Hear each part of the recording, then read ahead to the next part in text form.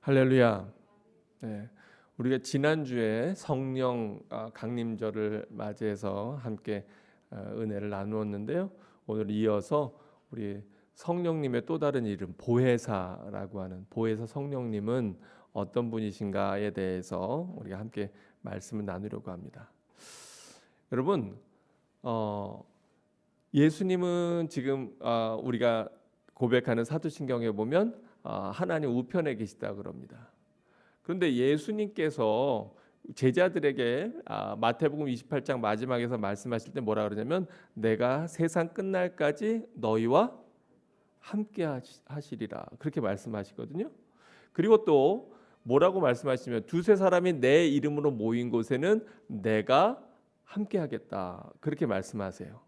그러면 여러분 가정에서 함께 모여서 예배를 드릴 때 찬양을 할 때 두세 사람이 주님의 이름으로 모여서 하나님 앞에 가정 제단을 쌓고 예배를 드리면 그러면 거기 예수님이 계십니까 안 계십니까? 계세요.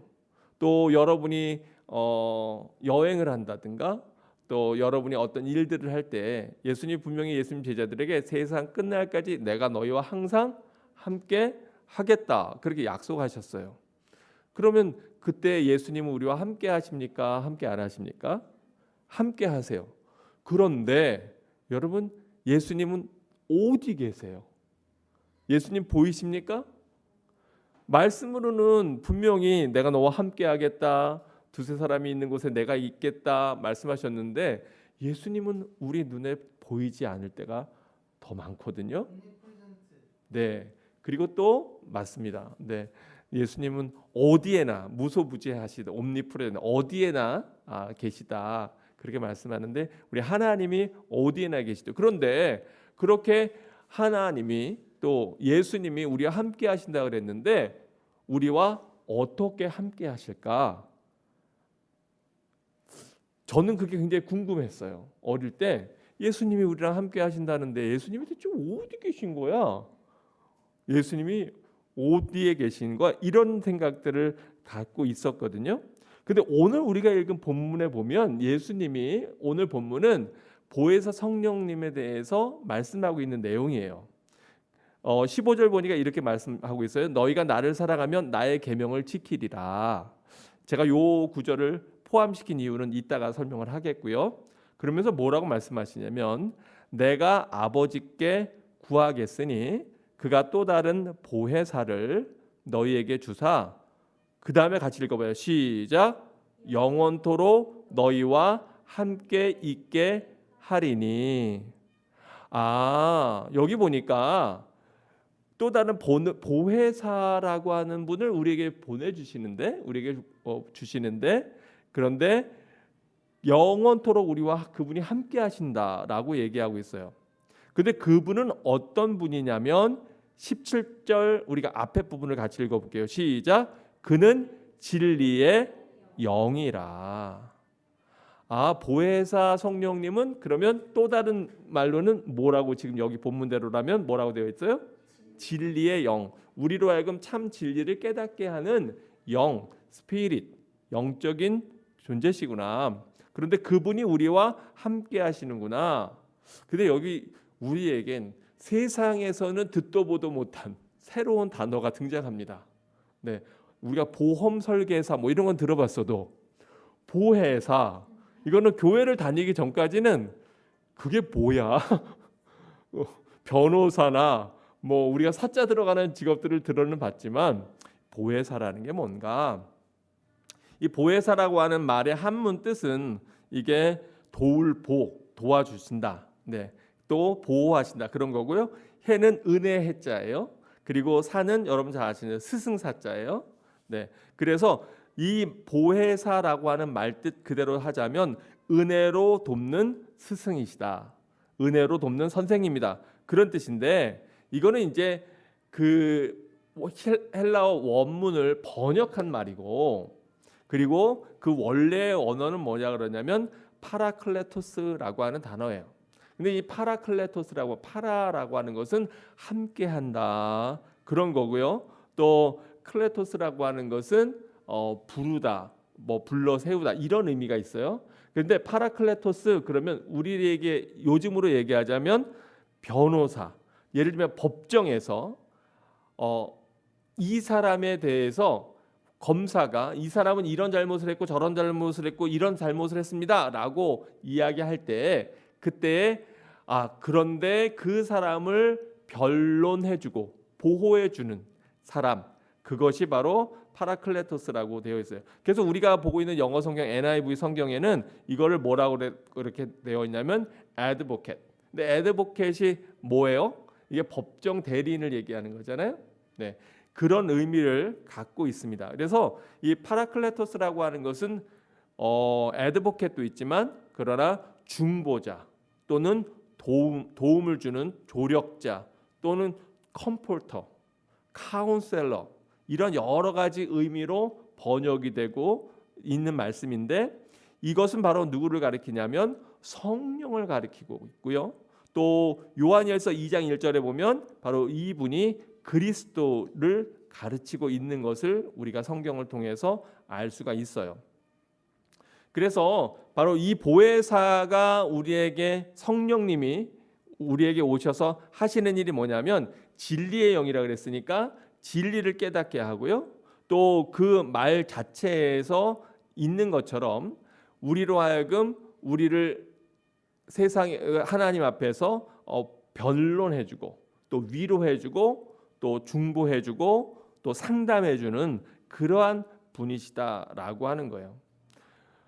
그래서 여기 보니까 뭐라고 17절에 이어서 뭐라고 말씀하고 있냐면 세상은 능히 그를 받지 못하나니 이는 그를 뭣도 못하고 뭣도 못해요. 네, 보지도 못하고 알지도 못함이라. 그래서 하나님을 알지 못하는 사람들, 세상 사람들한테는 보혜사 성령님 얘기해도 무슨 소리야? 그리고 그거를 믿거나 받아들이기 굉장히 어려워요. 왜냐하면 보지도 못하고 알지도 못하니까, 깨닫지 못하는 분이시니까.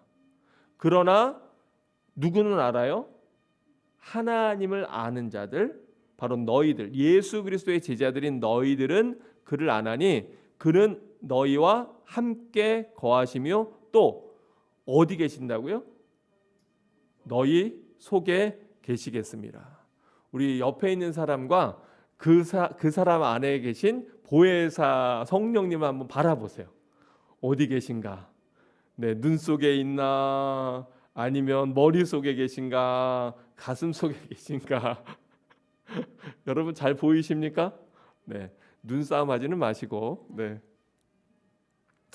우리 눈에는 보이지 않지만 그러나 그분 내 믿음의 형제 자매 안에 계신 성령님을 우리가 눈으로 보는 것이 아니고 우리의 시각으로 인식하는 것이 아니라 그분은 영이시기 때문에 우리가 뭐로 그분을 알게 될까요? 맞아요. 우리의 영으로 알게 되는 거예요. 제가 작년에 육과 영에 대해 영혼 육에 대해서 설명하고 또 영적 전쟁에 대해서 말씀을 나눈 것 여러분 기억하실 거예요.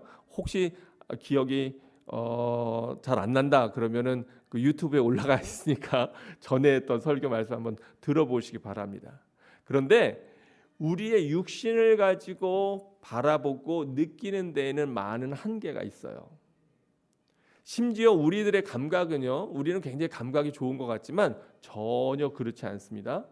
여러분 잘 아시는 대로 그 쓰나미가 몰려올 때 사람보다도 누가 먼저 알아차렸다 그래요?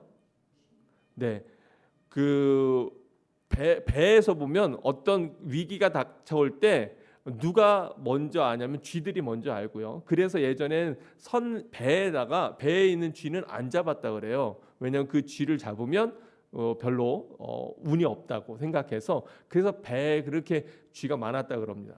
일부러 놔뒀다 그래요. 그런데 쓰나미가 올 때도 여러분 아시는 대로 짐승들, 동물들이 먼저 알고 새들이 먼저 알죠.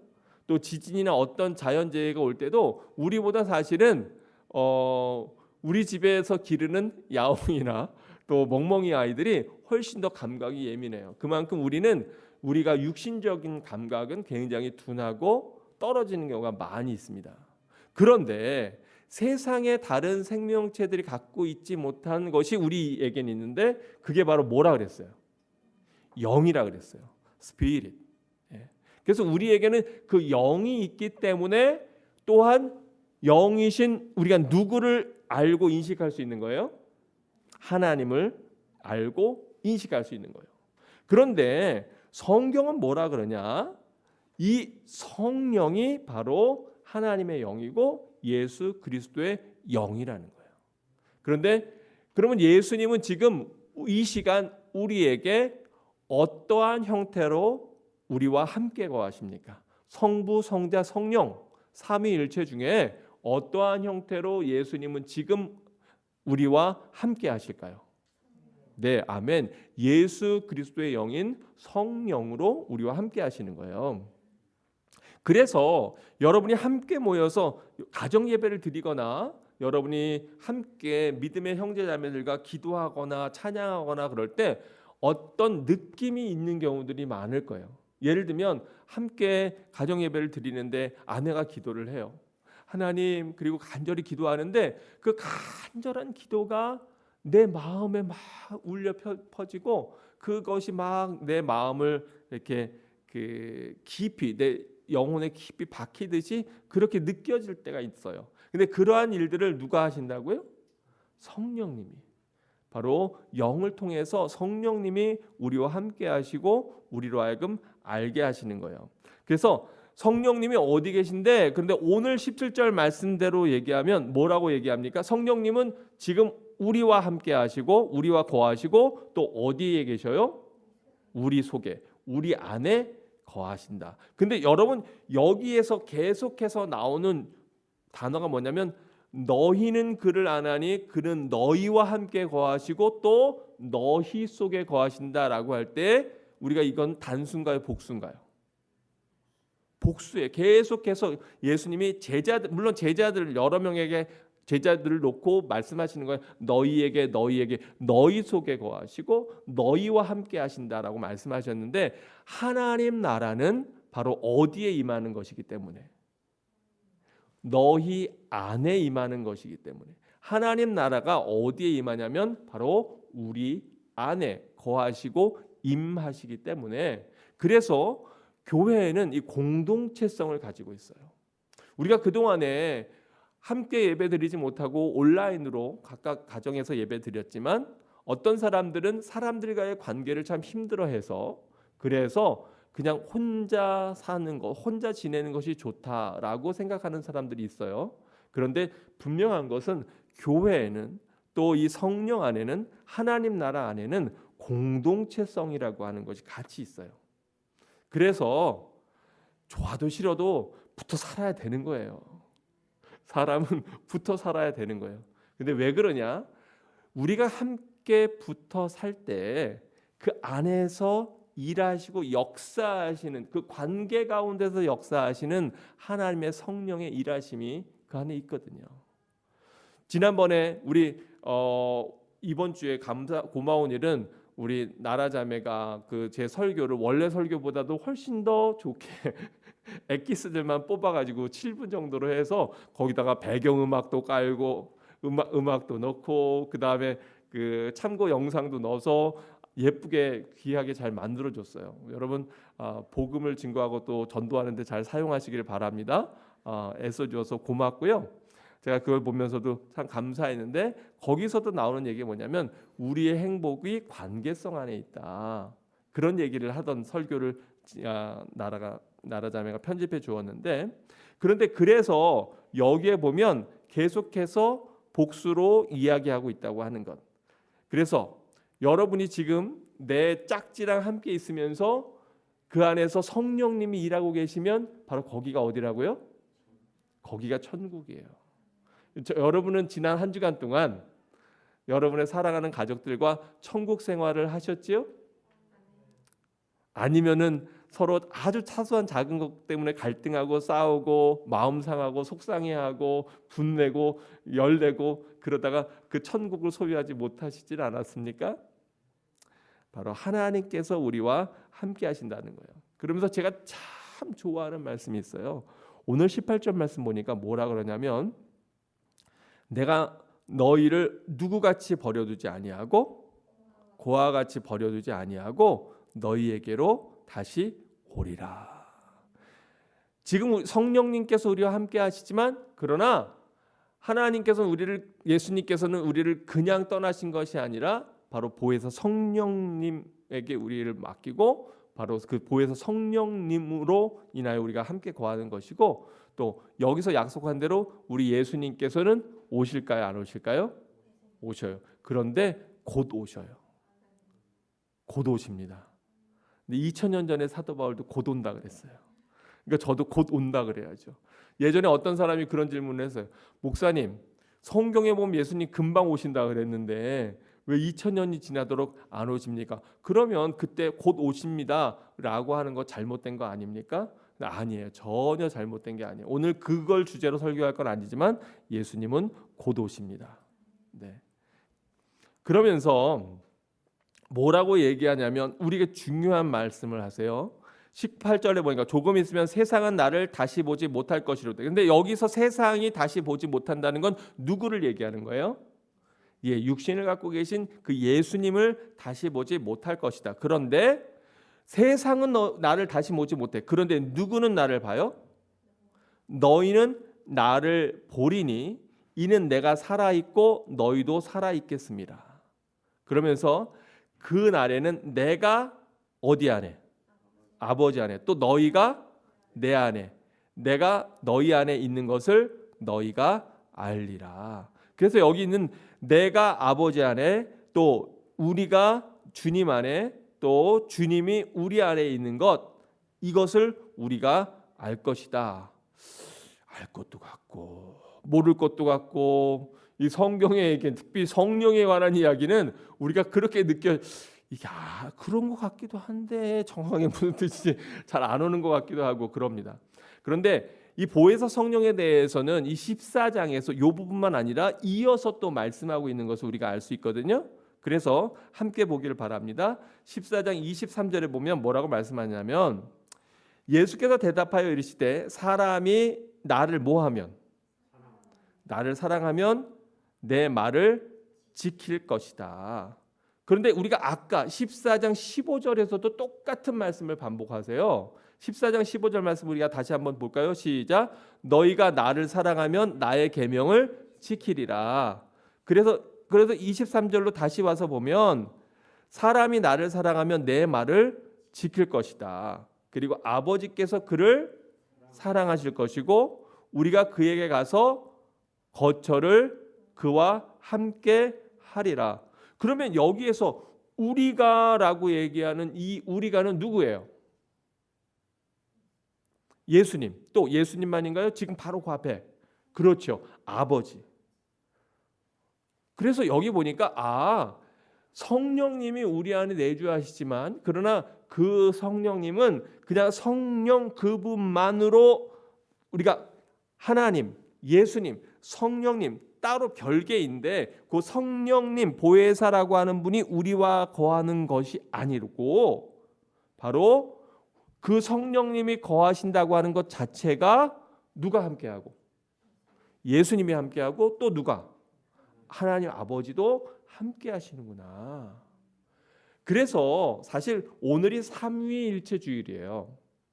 삼위일체는 이게 우리가 이해할 수 없는 것이 당연합니다. 왜냐하면 이 땅의 것이 아니거든요. 여러분이 태어나서 한 번도 보지도 못하고 만지지도 못하고 알지도 못하는 그 어떤 것이 있다고 그러면 제가 아무리 설명해도 여러분이 그걸 이해할까요? 못할까요? 이해 못해요.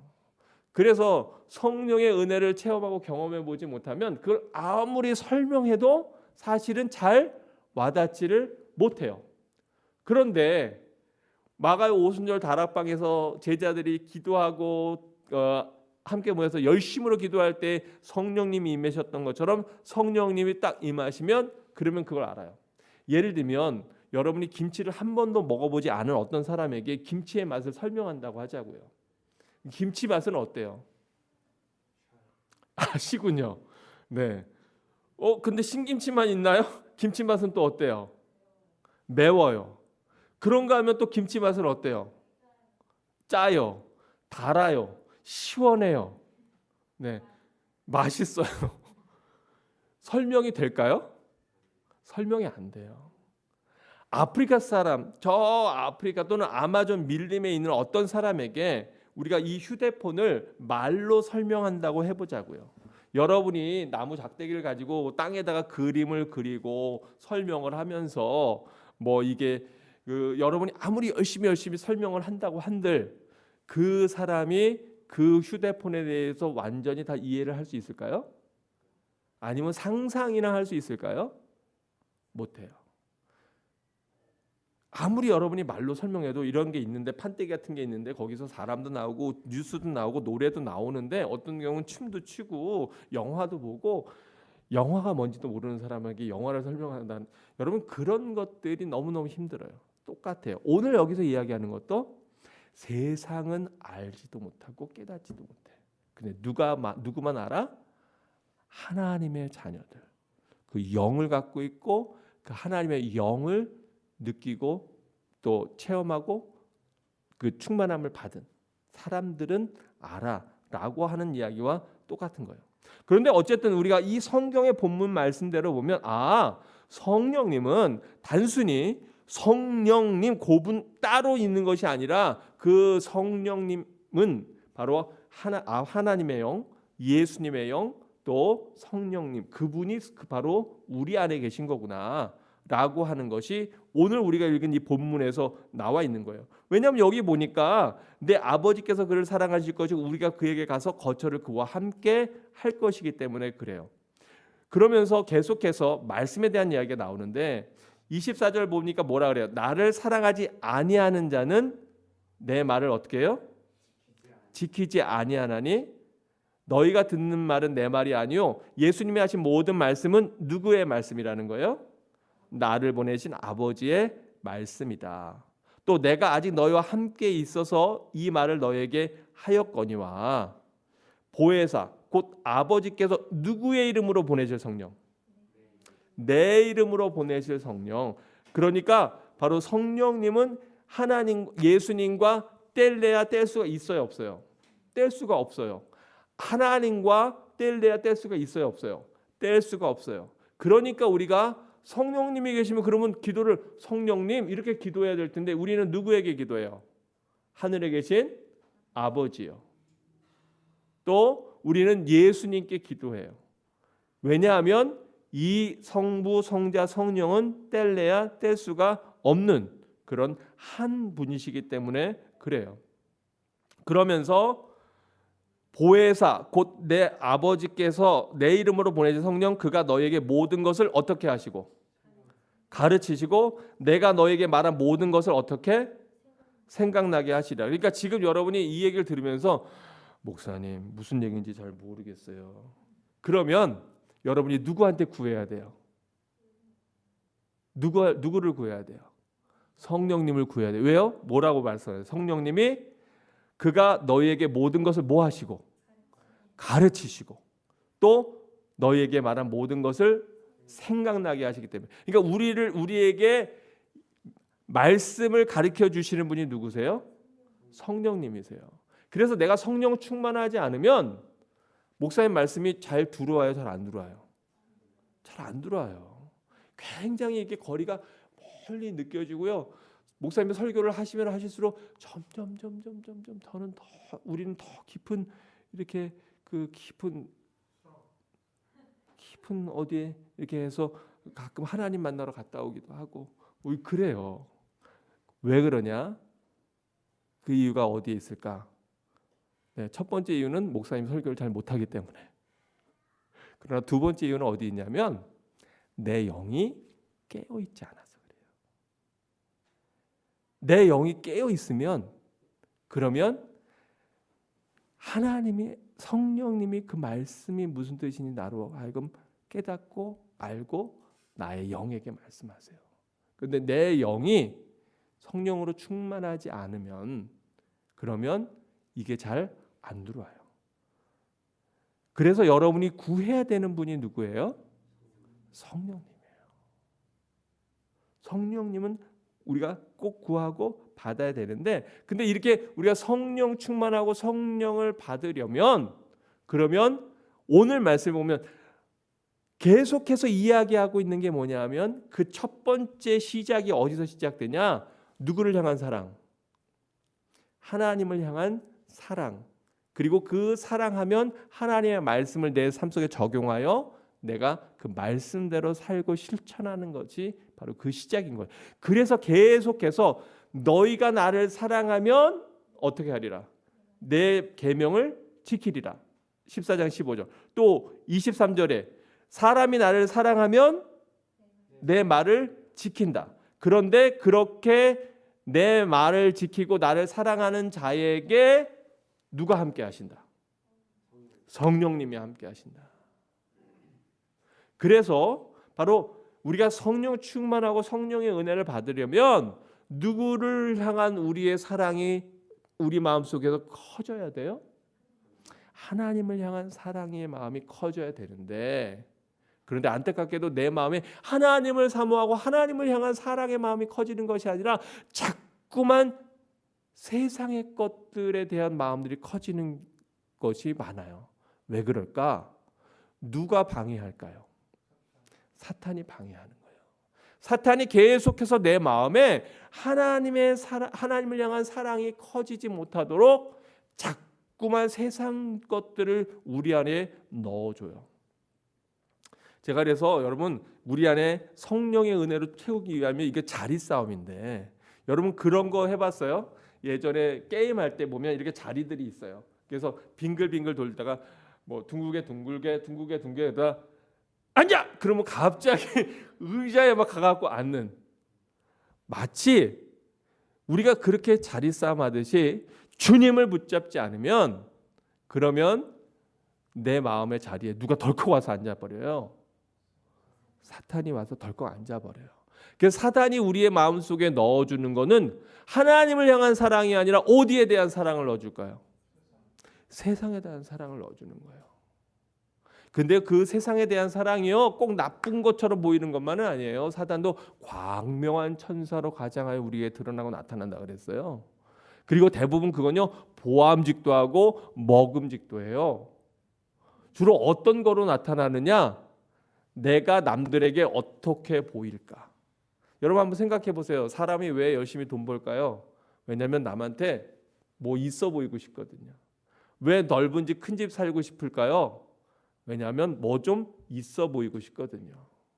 우리에게 그런 마음이 다 있어요. 물론 다 그런 건 아니지만 교회도요, 이게 크고 사람이 많으면 그 뭔가 좀 있어 보이고, 그러면 괜히 잘못하면 어깨에 힘이 들어가고 이럴 수 있어요. 근데 그 경계가 굉장히 아주 종이 한 장 차이예요.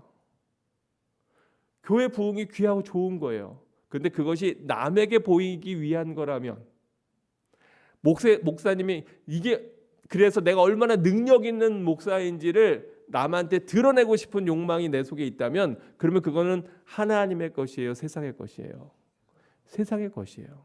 제가 교회를 부정적으로 얘기하는 게 전혀 아니고, 하나님의 일을 하고 교회의 사명 가운데 교회의 사역을 감당한다고 하면서도 우리는 얼마든지 세상적이 될 수 있다는 얘기를 하고 싶은 거예요. 그러니 우리가 하는 모든 일들 가운데에서 그런 것들이 얼마나 많이 있습니까? 내가 직장에서 열심히 일하는 것도 어쩌면 거기에서 사람들로부터 인정받고 사람들로부터 칭찬받기 위함이라 내가 막 열심히 하는 거라면, 사실은 그것은 동기에서 문제가 있는 거예요. 많은 경우에 그런 경우는 인정 욕구가 있는데 그 인정 욕구가 채워져야만 만족을 하기 때문에, 그래서 그걸 채우고자 막 열심히 일하는 경우도 많이 있어요. 중요한 것은 여기에서 보니까 사랑하지 아니하면 내 말을 지키지 아니하고, 또 그렇게 하나님을 사랑하지 아니하고 하나님의 말씀을 지키지 않는 자에게는 그 안에 성령님이 계실 수가 없다는 거예요. 그래서 너무나 두려운 말씀을 우리에게 하고 있는데, 로마서 8장 9절에 보니까 뭐라고 말씀하냐면, 만일 너희 속에 하나님의 영이 거하시면 너희가 어디에 있지 아니하고 육신에 있지 아니하고 영에 있나니. 그러면 같이 읽어봐요. 시작. 누구든지 그리스도의 영이 없으면 그리스도의 사람이 아니라. 몸은 교회 나와서 예배를 드린다 그러고 또 예배에 참여한다고 하지만 그러나 만약에 그 안에 뭐가 없으면, 그리스도의 영이 없으면 그 사람은 누가 아니라고요? 그리스도의 사람이 아니다. 그리스도의 사람이 아니다. 여기에서 하나님의 영이 우리에게 거하시면 너희가 육신에 있지 않다 그랬는데 하나님의 영이 우리 안에 거하셔서 충만하면, 그러면 우리가 육신 안에 있지 않다고 하는 것은 우리의 시선이, 우리의 생각이 세상적인 것에 따라가지 않는다는 거예요. 즉 하나님의 영이 우리 안에 충분히 거하면 그러면 우리는 훨씬 더 마음이 자유해집니다. 왜요? 다른 사람하고 비교하지 않거든요. 하나님의 영이 거하시면 다른 사람과 비교하지 않아요. 근데 하나님의 영이 거하지 않으면 우린 자꾸 비교해요. 그래서 나보다 더 나은 사람만 자꾸 보여요. 그러니까 내 아이한테 나오는 건 뭐냐면 신세 한탄인 거예요. 나는 왜 이럴까? 왜 우리 집은 이럴까? 내 부모는 왜 이럴까? 내 아내는, 내 남편은 왜 이럴까? 내 아이들은 대체 왜 이럴까? 계속해서 우리는 그 끊임없는 비교 가운데 때로는 조금 나아 보이면 어때요? 내가 남보다 조금 나아 보이면 안도하고 뭔가 있는 거 같고 우쭐하고요. 그리고 내가 조금 남보다 못해 보이면 어때요?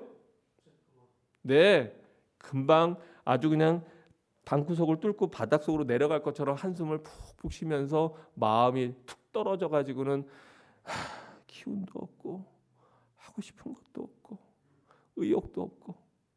이게 다 우리가 성령 충만하지 않을 때 나오는 현상이에요. 왜냐? 성령 충만하지 않으면 우리의 시선이 자꾸 어디로만 간다고요? 세상으로만 가거든요.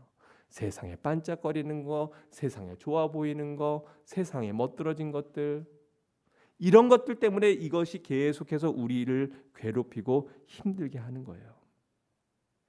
그런데 오늘 말씀을 보니까 바로 우리 안에 하나님의 영이 거하시면 너희가 육신에 있지 아니하고 영에 있나니 누구든지 그리스도의 영이 없으면 그리스도의 사람이 아니다.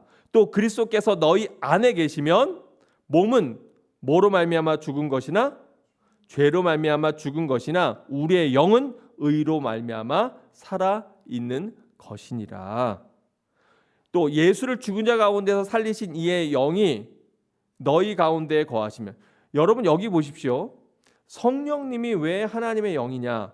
예수를 죽은 자 가운데서 살리신 분이 누구십니까?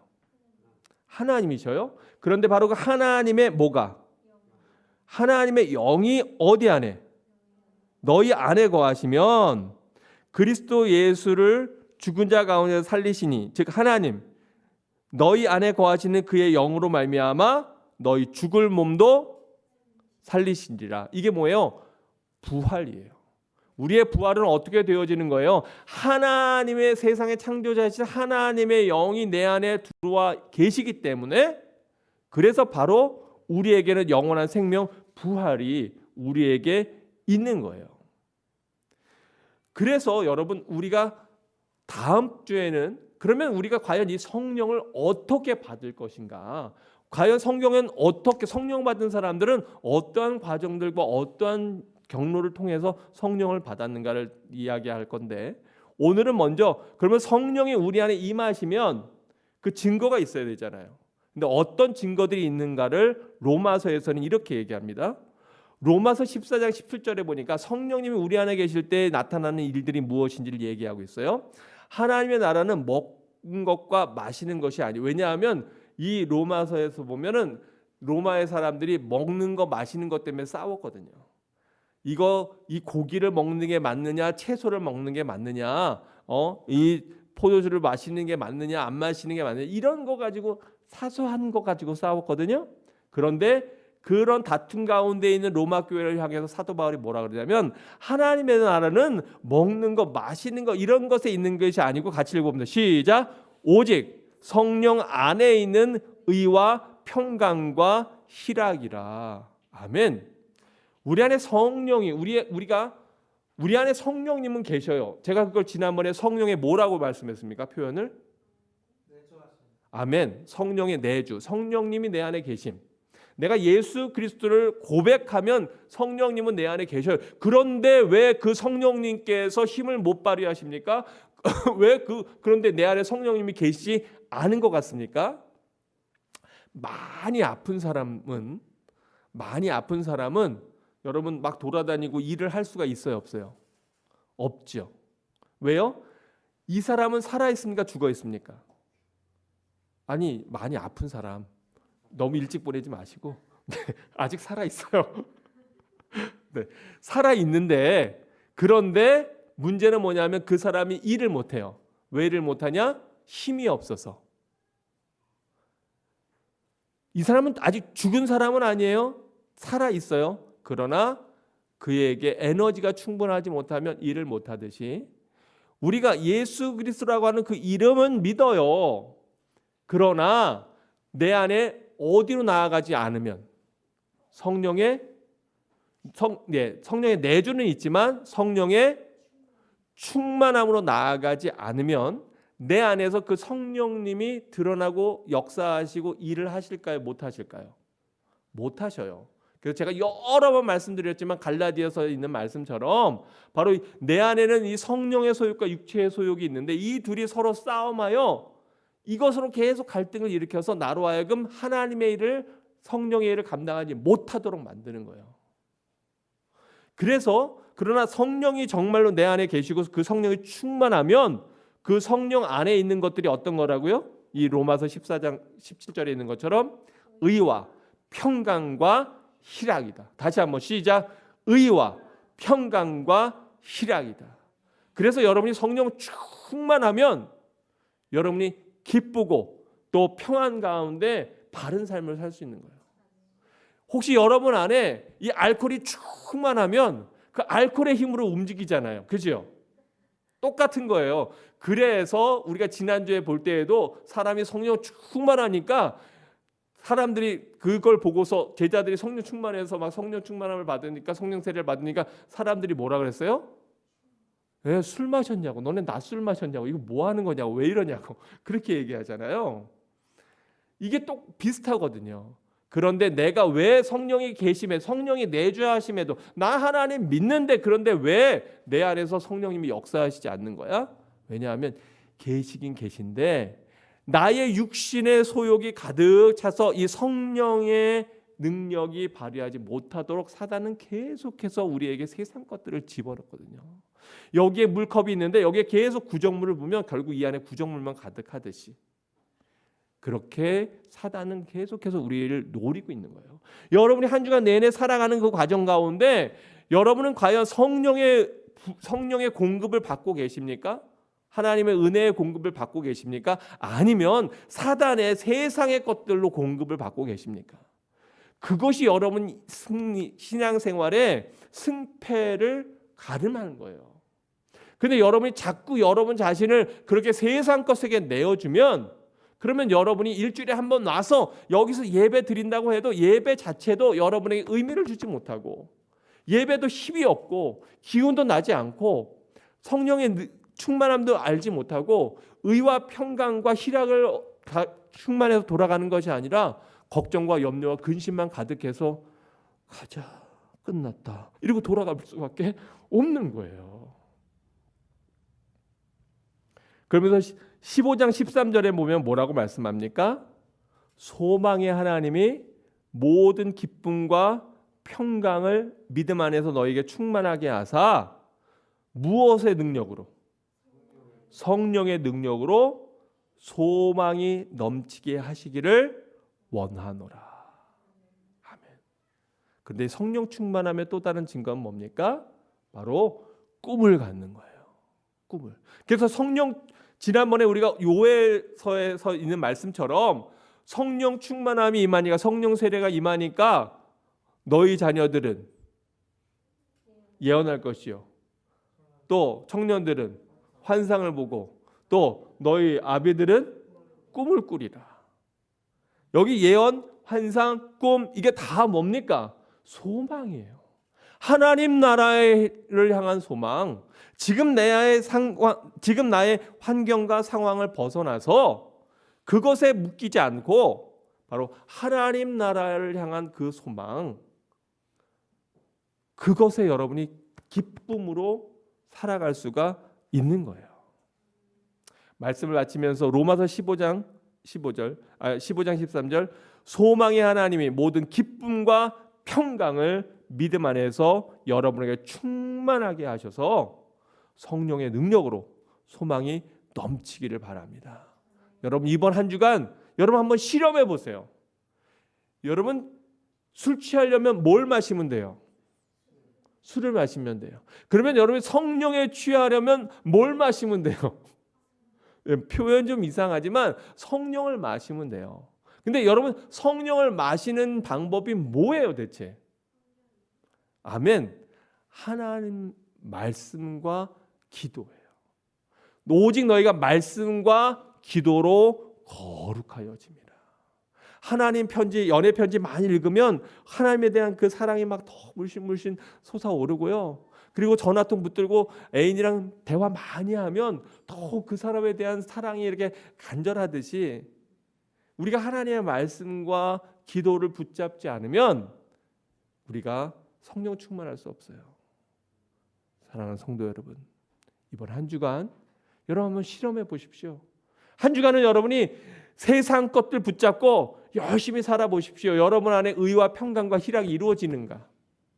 또 한 주는 여러분이 정말 하나님 오늘은 하나님 앞에 온전히 제가 믿음으로 하나님 말씀 동행하여 살겠습니다. 이런 마음 가지고 여러분 하루를 살아보십시오.